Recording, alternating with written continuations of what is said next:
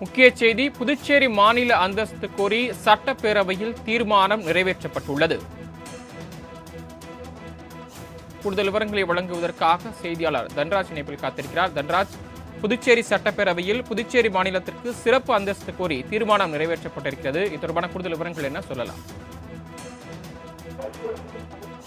கண்டிப்பாக. அதாவது புதுச்சேரி சட்டப்பேரவையின் பட்ஜெட் கூட்டத்தொடரானது கடந்த மாதம் 31ஆம் தேதி தொடங்கி நடந்து வருகிறது. இந்த பட்ஜெட் கூட்டத்தொடரின் கடைசி நாள் இன்று நடைபெற்றது. இந்த இன்றைய நாள் நிகழ்வின் போது புதுச்சேரிக்கு தனி மாநில அந்தஸ்து வழங்க வேண்டும் என வலியுறுத்தி எதிர்க்கட்சி தலைவர் சிவா, திமுக சட்டமன்ற உறுப்பினர்கள் செந்தில்குமார் மற்றும் நேரு உள்ளிட்ட 4 சட்டமன்ற உறுப்பினர்கள் தனித்தனியாக ஒரு தீர்மானத்தை கொண்டு வந்தனர்.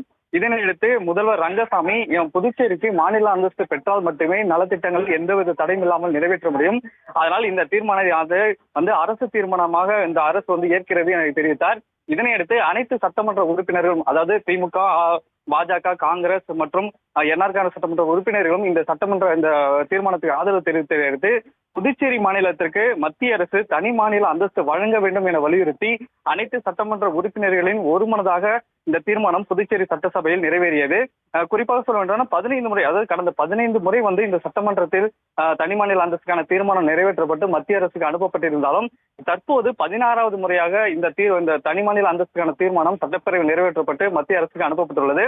ஏற்கனவே 15 முறை இயற்றப்பட்ட தீர்மானம் மத்திய அரசுக்கு சரிவர போய் சேரவில்லை என கூறிய சபாநாயகர் இந்த 16வது முறையாக நிறைவேற்றப்படக்கூடிய இந்த தீர்மானமானது நேரடியாக இன்னும் ஒரு சில தினங்களில் மத்திய அரசுக்கு அனுப்பி இந்த தனி மாநில அந்தஸ்து பெறுவதற்கான அனைத்து நடவடிக்கைகளும் என எடுக்கப்படும் என தெரிவித்தார். இதனையடுத்து இந்த புதுச்சேரியின் 2024 மற்றும் 25ஆம் ஆண்டிற்கான பட்ஜெட் கூட்டத்தொடரை காலவரையின்றி ஒத்திவைப்பதாகவும் சபாநாயகர் செல்வம் தெரிவித்தார்.